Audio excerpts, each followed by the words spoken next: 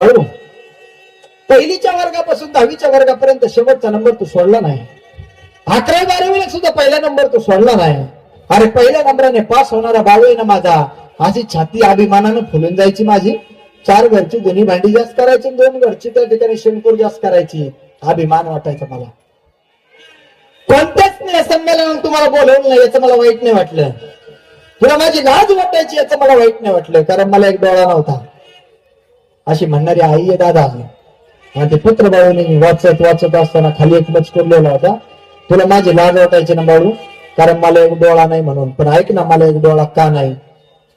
बाळू तुला जन्म झाला रे, जन्म झाल्याच्या नंतर इतका गोंडच तू जन्माला आला ना बाळू, की सगळं चांगलं, हातपाय चांगले, सगळं धडधाकट तुझं, पण तुला एक डोळाच नव्हता बाळू. डॉक्टर माझ्याकडे आले आणि डॉक्टर म्हणले तुमच्या बाळूला एक डोळा नाही. जर कुटुंबातल्या कोणाचा जर डोळा दिला आणि त्याची ऑपरेशन करण्याची परिस्थितीपर्यंत जर आपण तो डोळा बसवला, त्याला काही कळायचं तो डोळा मॅच होऊन जाईल.